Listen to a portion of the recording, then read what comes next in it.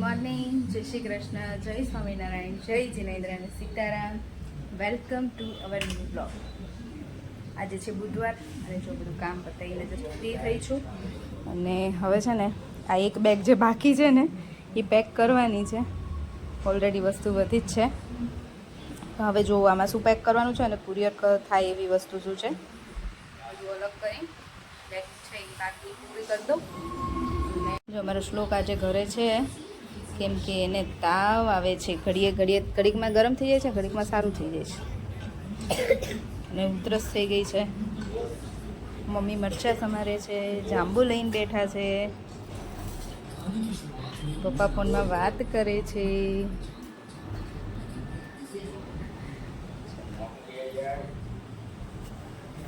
ચલો હવે કામ બતાવીએ. જો અમારું લંચ તો આજે મસ્ત છે. ભીંડાનું શાક, મરચાં છે ચણાના લોટવાળા ને રોટલી, અથાણું, છાશ. પપ્પા જમીન ઊભા થઈ ગયા અને હું મમ્મીએ જમી લીધું છે. હું જો કે છોકરાવાળે થોડીક માથાકૂટ કરતી હતી, પાછળ રહી નહીં મમ્મી એટલે હા. હું, મમ્મી ને પપ્પા અમે બપોરે ત્રણે રોજ જોડે જ જમવા બેસીએ. હવે અત્યારે આ અમારું છેલ્લું છે બપોરનું જમવાનું. કાલ તો મમ્મી અને પપ્પા ફ્લાઇટમાં હશે ને હવે લંડનથી આવશે ત્યારે પાછા મમ્મી આપણે જોડે બેસીશું. હે પછી બેવાના 4-5 મહિના પછી તો આપણે હશે જ ને. હા, પણ 4-5 મહિના મારે તો એકલા જમવું પડશે. છોકરાઓ તો કેવા મન મોજીલા હોય, તરત આવીને બેસે કેવી કાંઈ હોય નહીં, જમવા આવતો નહીં, બપોરે કેવી આવે નહીં. એટલે મમ્મી પપ્પા હોય ને તો એ મને કહે એટલે અમે ત્રણેય જોડે જ બેસીએ. તો હવે કાલથી તો પછી અમે એકલા. તમે તમારી દીકરી જોડે બેસશો નહીં હવે? તમને તમારી હું ભાણ્યો ને પપ્પાની પણ તોય તમને ત્યાં ટાઈમ મળશે ને બેન જોડે. એમ ઓલો ઈ અહીંયા આવે ત્યારે તો તમારે જોડે રહેવાનો ટાઈમ જ ન હોય. અપેક્ષાબેન અહીંયા આવે ને તો શોપિંગમાં હોય, કોઈના ઘરે જવામાં હોય, શોપિંગ ને એવું કરવાનું હોય તો હું જોડે હોઉં. એટલે મમ્મી જોડે બેનને રહેવાનો ટાઈમ જ ન મળે કે શાંતિથી મા દીકરી રહી શકે. અને અહીંયા તો છે નહીં કે ચલો ગમે ત્યારે આવતા હોય, વર્ષે એકાદી વખત આવે તો એવો ટાઈમ ના મળે. એટલે હું મમ્મીને કહું છું કે હવે તમે ત્યાં છો ને તો તમને બે મા દીકરીને ટાઈમ મળશે ખરો સાથે રહેવાનો. બરાબર ને? હા. તો બપોર વચ્ચે છે ને નીકળી ગયા છીએ. અમારી લાસ્ટ ટાઈમ શોપિંગ છે ને પતી જ નથી. જવા દો, દોડાયા રાખે છે. હે દોડે એટલે હવે અપેક્ષાબેનનું તો નથી, એમનું તો પતી ગયું છે. પણ બાકી મમ્મી ને પપ્પાને જતા હોય તો એમને પછી કંઈક ને કંઈક હોય તો ખરું ને. હવે મમ્મીના ચપ્પલ બાકી રહી ગયા હતા.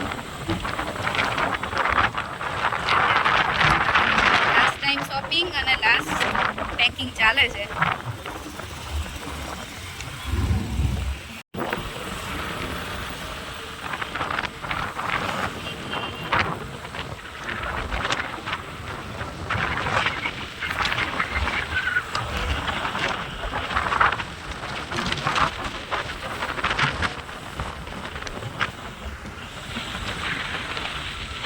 તાપ ઓછો લાગે નહીં, વરસાદ નહીં આવતો. વાદળા છે ને એટલે તડકો ઓછો લાગે.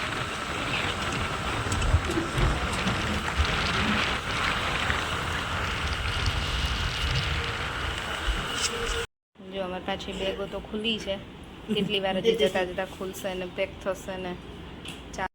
જો આજ તો અમારા ઘરે છે ને યુટ્યુબર આવ્યા છે અને નકરી યુટ્યુબની વાતો થાય છે. કેમ મનીષાબેન? મનીષાબેન અને ઘનશ્યામ કુમાર, અપેક્ષાબેનના નણંદ અને નણદોઈ. અને એમની બહુ મસ્ત યુટ્યુબમાં હમણાં સ્ટાર્ટ કર્યું છે. શું છે મનીષાબેન? કાઠિયાવાડી મોજ ઓલવેઝ. હા, કાઠિયાવાડી મોજ ઓલવેઝ છે. તમે બધા જોજો. બહુ જ અમને તો બહુ મજા આવે છે. હસી હસીને પેટમાં દુખી જાય છે. મસ્ત કોમેડી શોર્ટ્સ બનાવે છે અને તમે બધાય જોજો. અને બીજું છે કુક વિથ મનીષા પટેલ. હા, એમાં પણ રેસીપી બહુ મસ્ત હોય છે બધી. જો અપેક્ષાબેનના સાસુ સસરા આવ્યા છે, બધા બેઠા છીએ. માસી, માસા અને બધાય. આજે પપ્પા બેસી લ્યો નહીં બધા જોડે. કાલે તો પ્લેનમાં હશો, ફ્લાઇટમાં. કાલ તો આવા ટાઈમે પ્લાન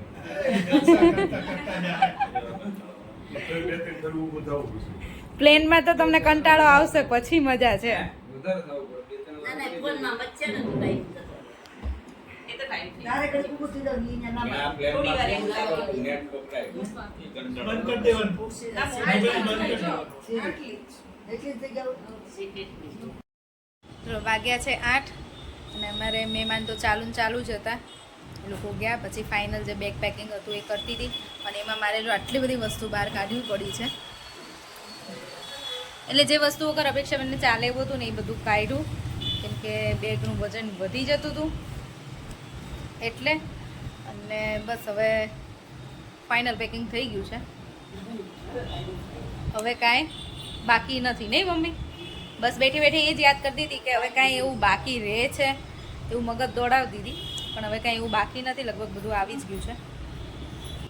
જો આ એક ફાઇનલ બેગ હતી ને, પેક કરી દીધી છે. રાહીબેન અમારા આટા મારે છે, ટી બેગ્સ પેક થઈ ગઈ છે. હવે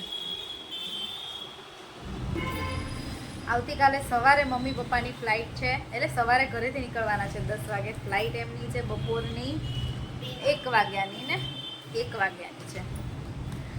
એટલે આજે બધું પૂરું જ કરવાનું છે. સવારે 10 વાગ્યા પછી તો કોઈ ટાઈમ ના હોય. કેટલા વાગ્યા સુધી આપણે ત્યાં રહેશું એરપોર્ટ? આપણે બાનું દાદાનું બધું ક્લિયર થઈ જાય ને ત્યાં સુધી રહીશું. અને મમ્મી પપ્પા એકલા નથી, એમની જોડે છે કેયુના ફ્રેન્ડ છે ને આશીષભાઈ, એમના મમ્મી પપ્પા, એ મામા અને મામી છે જોડે.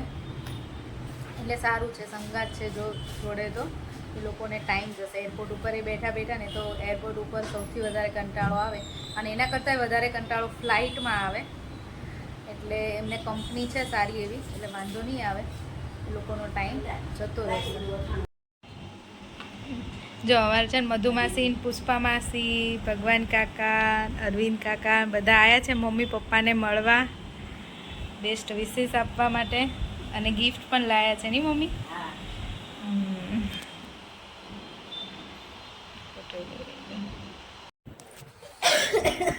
જો વાગ્યા છે 11:30.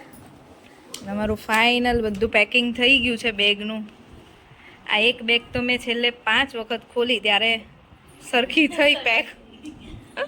મમ્મી ને ભાભી ને ભાઈ ને આવ્યા છે મમ્મી પપ્પાને મળવા. લાસ્ટ પ્રિપરેશન ચાલે છે અમારી. બાકી બધું સેટ થઈ ગયું છે. સવારે હવે ખાલી ટાઈમ થાય એટલે તૈયાર થઈને જવાનું છે, બરાબર ને મમ્મી? કે હજી આપણે થેપલા બાકી નહીં? થેપલા લઈ જવાના છે પપ્પા? હે આપણે ગુજરાતીને થેપલા વગર તો અધૂરું ન રહે. હા